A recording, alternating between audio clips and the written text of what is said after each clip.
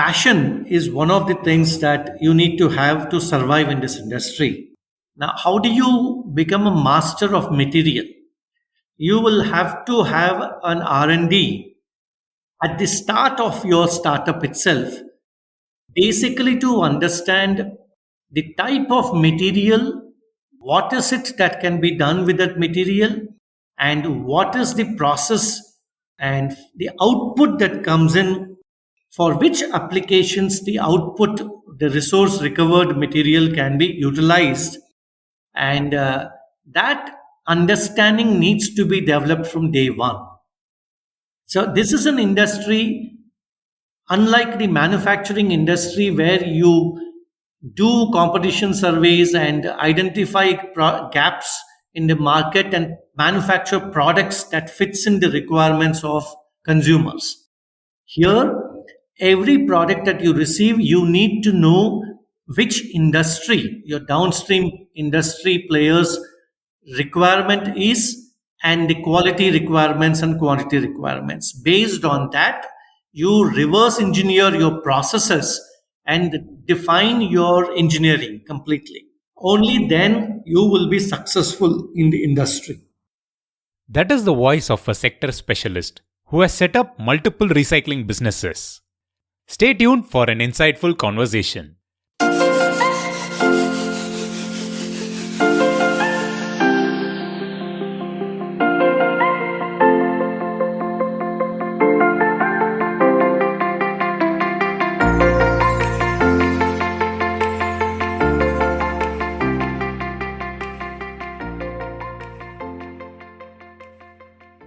Hello and a big warm welcome to yet another podcast episode on the Mission Shunya channel. I hope you're doing well.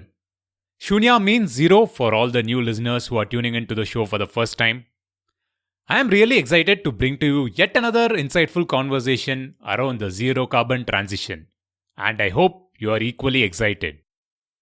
But before we get there, just quick reminders and requests. Episode 100 is coming up in less than 100 days. Let me know your feedback on the first 100 episodes. The easiest way to do that is post a review or rate the podcast on any platform like Spotify, iTunes, or any other channel that you listen to this on. If you want to send a personal note, missionshunya@gmail.com is the ID. Feedback is always welcome. Well, your ratings and reviews on any platform actually helps in the show's discoverability. It'll help the show stand out in like thousands of other podcasts available on the platforms. Thanks in advance for that. You would have noticed a new cover art for this episode. Well, it is thanks to Jacob and team at TerraGeneration. TerraGeneration.com is a content agency specialized in telling stories in climate, biodiversity, and sustainability. Thanks to their team for the beautiful artworks that you see on the podcast. Now, on to this week's theme. Well, it's increasingly turning to be one of my favorites in the wider sustainability space, because of the global supply chain crisis and recent geopolitics. The net zero transition will depend heavily on how we manage resources. We can't exploit our natural resources without having a plan to close the loop through upcycling or recycling.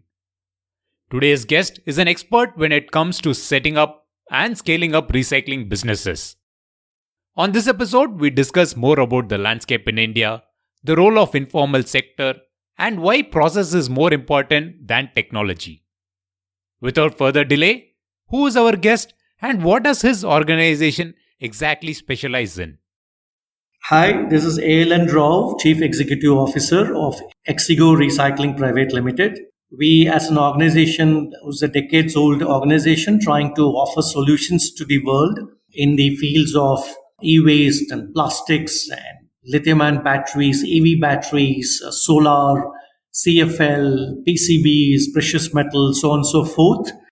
We basically are a low-carbon value chain materials company with a huge investment in R&D and trying to be a global player, trying to offer solutions to the world in rare earth metals, precious metals, and ferrous and non-ferrous base metals too. So let's start the conversation by looking at your journey.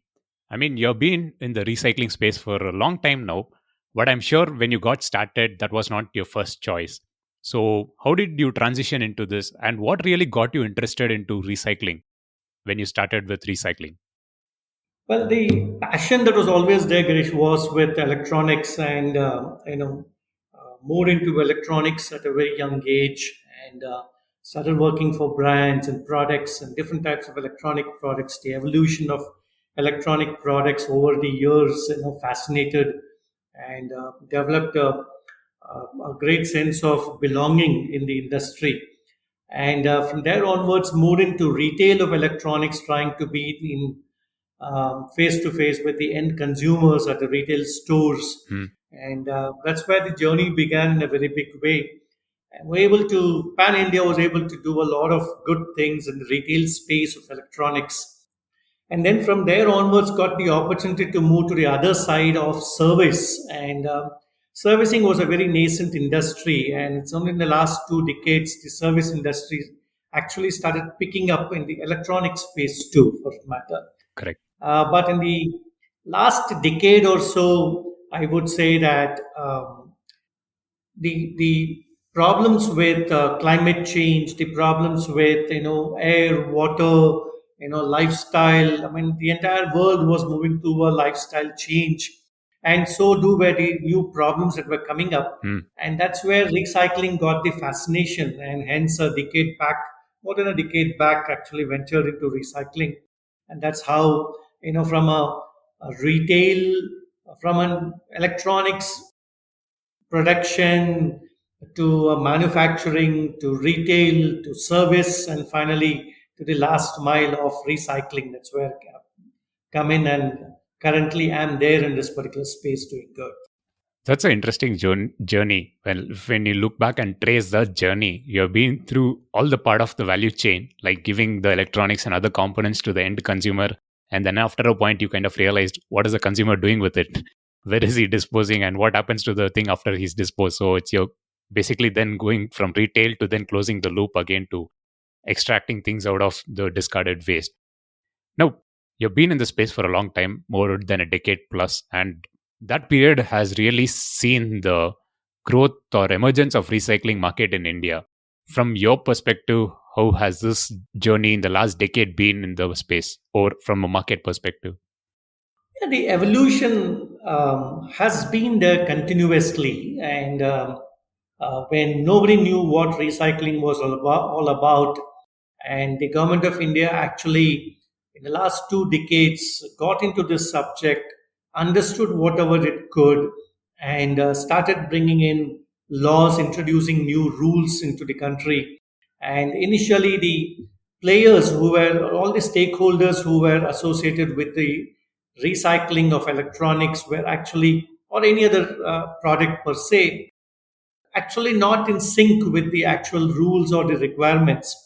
Hmm, Most of the brands producers out there have been in the recycling space worldwide, but since India being in a very nascent stage and a developing country and not really being looked at as far as the regulations are concerned or implementation of the rules are concerned, so it was a very taken lightly, I would say. And but slowly and steadily, the evolution happened. The understanding came in. On the e-waste side, the rules started coming in 2011, 12, and then in 2016, that's where the uptick happened for the country of introduction of the extended producer responsibility rules, correct. EPR rules, I would say, and then the amendments. But simultaneously, the plastics waste management rules, the resource recovery rules, the battery rules, the multiple product categories where this recycling rules were announced, and hence in the last decade or so, it's been a, I would say, in buckets of 5 years, if I were to say, I think the country has grown 2x times on not only on waste generation but also as far as compliances and regulations are concerned. Correct. As you rightly said, this buckets of 5 years, if we were to see, because unfortunately, for large part, most of the policies and regulations were in draft stage for a long time, multiple years, in fact. And you have been in a lot of government bodies kind of talking about the need for policies and regulations in this space. So, at this moment, do you think the entire piece around policy and regulation is it really shaping up? In fact, I'm so happy with the last set of rules that came in the last 5 years' time, and a couple of years back, Niti Aayog under the direction of the PMO's office, Niti Aayog took up a particular project of around 10, 11 verticals in the waste management, Hmm. understand the different waste management verticals, and what's the way forward. That was a project that was taken up, and that with multiple stakeholders participating in each of these verticals across the country, and that brought about a change in mindsets, in thoughts, in understanding the magnanimity of the problems that exist. And in the next 5, 10, 20 years time, Hmm. what could be the consequences, very, very dire consequences. And that's where that gave in that uptick, that start, that trigger that was needed for the country to come out with something bigger in regulations, something which can be achievable, something which can be implemented at the ground level, and understanding of the stakeholders' responsibilities was a very, very key important factor. Hence, that brought about the change, and the recent rules or the draft rules that has been announced for multiple verticals Hmm. has put the country in a very, very good spot, not only for the country, but also worldwide. The appreciation that GOI is getting in on the thought process of coming out with new regulations for the country, such a large country, and trying to implement it. I mean, hats off to GOI and the applause that we have received across the world for the new thoughts and new rules and regulations. So I'm very, very optimistic that the next 5 years' time, there will be a sea change that will actually come in because of these new rules that have been announced or are being announced currently. Fair. And the current rules and regulations are actually more quantifiable, and they have given businesses set guidelines and a time frame for them to adopt. Now, I have to ask you this from a business perspective. While the entire policy and regulations were evolving in the last few years, you have been instrumental in setting up a couple of large recycling businesses in India. So, how has that journey been in setting up businesses from grounds up during this time? It's been a very difficult journey. I mean, doing business in India is not easy. And trying to be in a business or kickstart a business where 1995% of the business is actually done by the informal sector, or if I were to say the unorganized sector, trying to get breakthroughs into this sector and try to become successful is not easy at all under any Correct. circumstances. Correct. And but slowly and steadily understanding the business, understanding the product, understanding the needs that's there at the ground level, and trying to provide a solution for multiple stakeholders, including the so-called unorganized informal sector, is the key. And if somebody, businesses like ours, were able to actually include the unorganized sector, we went into a very inclusive model and trying to provide not only opportunities but also without harming the livelihood of any of this unorganized or informal sector, we were able to accommodate them into our businesses and take them along.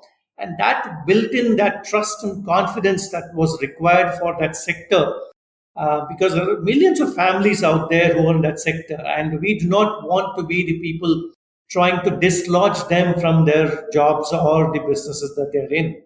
And hence, we were able to do that. That brought in a sea change, and we were accepted by the society at large, and the trust and confidence over a period of time started growing. And that is the reason how I would say we are at a level where we are being welcomed by anybody and everybody in the country. And the same model is the one that the country also would require to be adopted because you just cannot. This is not a product manufacturing job. This is not business. This is not a product sales business. This is something which is so dynamic. It changes every day, and you need to have your eyes and ears on the ground on a daily basis, on a per minute basis. Only then you will be able to be successful. Hence, I would say that trying to build a very positive relationship and accommodating multiple stakeholders in the value chain, has been the mantra which has helped us become successful till now. That's very correct. Because as you rightly said, the entire business or large part of the business is in the unorganized sector, and getting them onboarded in a platform, in a system, is the biggest challenge, like as you said. That brings me to my next question on how did you get this happen? Like, for example, when we talk about plastics is a big challenge, and so is e-waste. I mean, these two sectors, at least these two segments of the recycling value chain, there are a lot of players in the market now. So how did you kind of get the sector, unorganized sector, onboarded into your platform, and how does this happen? See, the basic question is, when you want to start a recycling business, you need to understand what is it that you have, Hmm. what is it you are, and what is it that you can do. Hmm. And it's not just the question of money, investment, capital, blah, blah. It's the question of technology, it's the question of processes, it's the question of developing an upstream chain and the downstream chain. Now, how do you link all this is the question. Correct. And that is exactly what we did at the beginning, was to understand our limitations more than the strengths. Hmm. And hence started small. We were there on what we started doing right from beginning is, on the one side, we started working on R&D, because this being metals and materials which over a period of time is going to be received at our plants, Hmm. we need to understand the material. Hence, knowing your material is going to be the key. Hence, slowly and steadily, at small scale, we started off small R&D projects simultaneously as we started growing in our business. Correct. B, we did not want to venture into all product categories, hence we picked our battles very clearly. We picked only those products where we are able to rotate the working capital faster, where we are able to offer solutions, and we are able to keep the ball rolling. And that is how we did for first 2 3 years time, and we just wanted to survive, and that's where slowly and steadily the survival slowly brought us to the next level of challenges, saying that how do we upscale. And from there onwards, we started one product category addition at a time, understanding the product life cycle, the product complexities, the materials challenges that existed, the upstream and downstream. And then slowly and steadily, we started adding new product categories. And hence, where we have around 9 11 verticals currently, I would say. This reminds me of the conversation that we had off the record when we first met. I think that time I was more curious about the technology aspect of things, and I was asking you about what are the technology advantages that you have in your portfolio. Did you license any technology from any university? But then I think you did mention that you did try licensing, but it didn't work out for market conditions. Can you explain more on that? I would say that in the recycling industry, licensing, or let me put it the other way around, Hmm. there is something called technology, and there's another thing called processes. Correct. Now, people think that technology is the key. I would say, I would beg to differ there. Technology is a basic requirement, yes, but it is your processes which is going to determine your success in not only understanding the material, but processing the material that you get and trying to get the output that you would like to. Correct.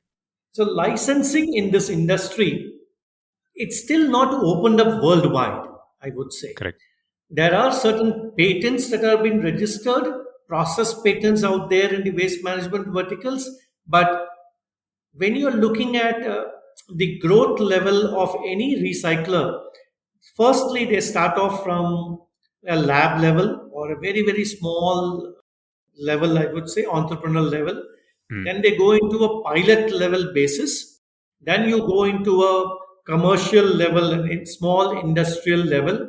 Then you get into a large industrial commercial scale. You get that's the progress that any recycler would want to, and that's how we have progressed too.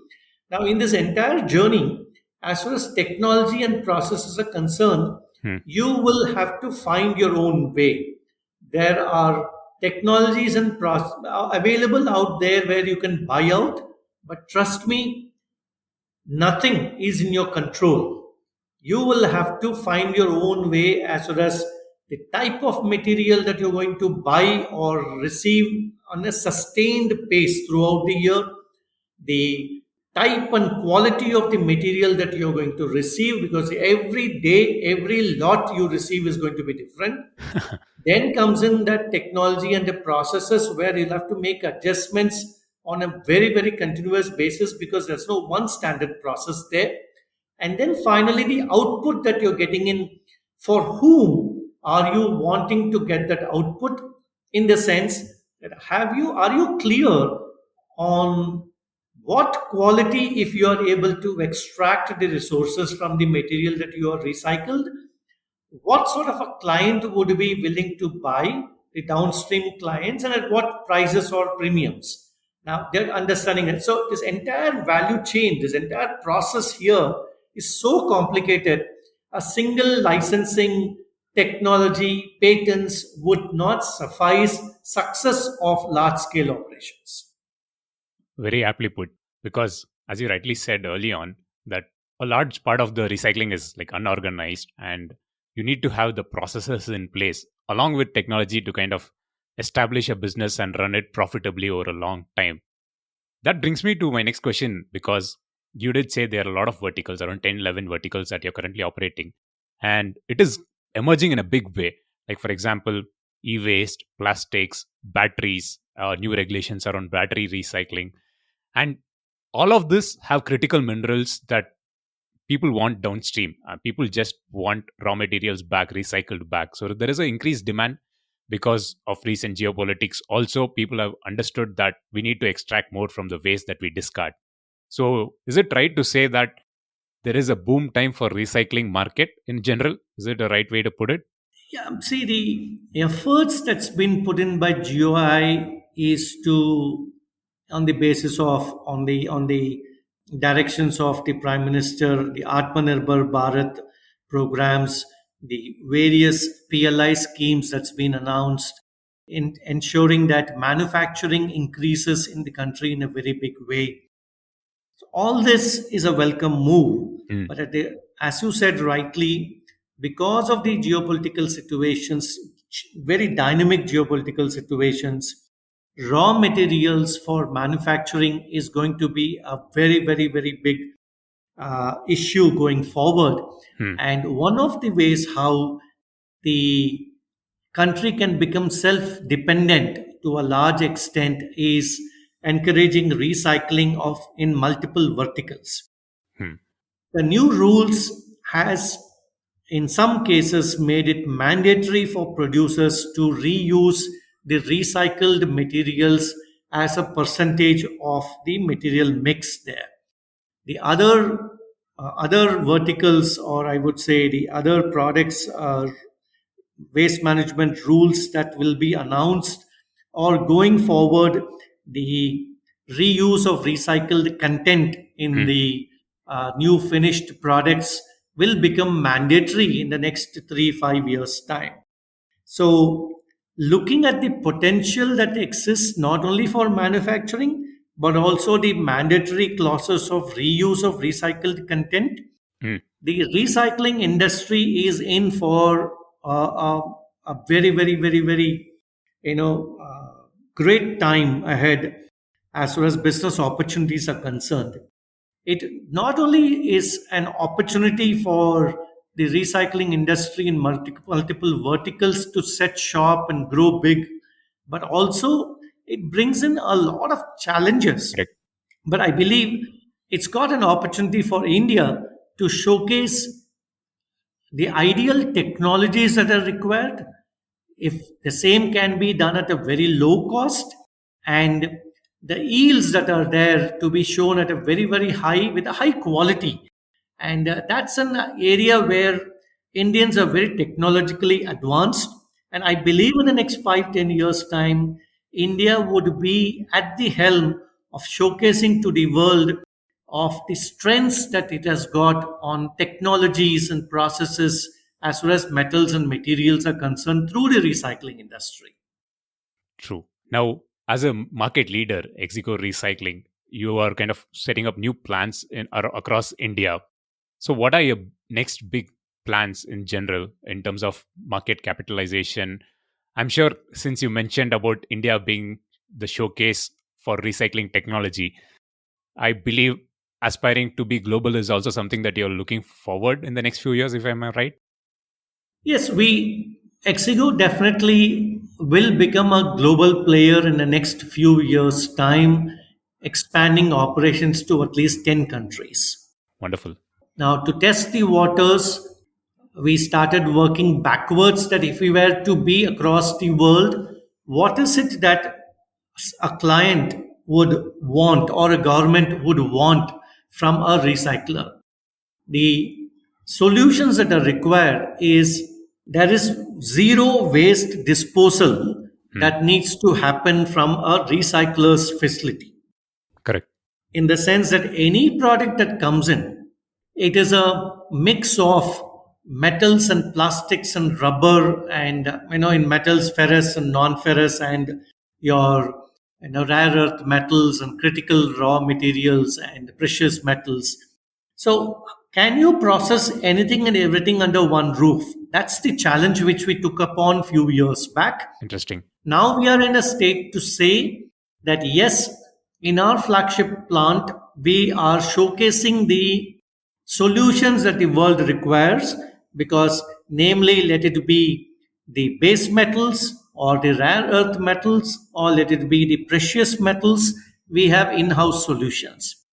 Plastics in house solutions, PCBs in house solutions, Wonderful. and including batteries, the lithium ion batteries and EV batteries also, where we are able to recycle and refine and extract cobalt and lithium, manganese, and nickel. And so currently we are at around 14 metals, and we will be taking it up to 2022. So, where we are pegging ourselves is we started off as a recycler, we started becoming a true last mile player for very many brands, and now we have transformed ourselves as a low carbon value chain materials company, where we have placed ourselves as the start of the supply chain, where we are able to give virgin metals and materials to downstream partners for our raw materials for manufacturing of new products. And hence there are multiple plants where we are starting. We have expanded already in multiple verticals, and we will be getting into an hub and spoke model globally also very, very soon. Well, that's really interesting and very good to know that you have done it all in your facilities and you're scaling it up globally. And as you rightly said, probably hub and spoke model will be very interesting and very essential basically when you look at a large market like in India and when you especially look at multiple verticals. So that's very good to know. And we definitely look forward to hearing more about you. And I should admit that following your post on social media is definitely interesting. You do share a lot of insights. So I will definitely leave the link to connect with you on social media when the podcast is out. Sir, it's been an absolute pleasure having known you and following your work for the last few years. So thanks very much for taking time to join me on the podcast today. Thank you very much, Girish. That was a wrap on the feature segment for this week. Well, the recycling story will only get bigger in the next few years. And if you are planning to play a part on the business side of things, a lot of what was spoken by Rao will resonate with you. It is not just India specific, it will have global resonance.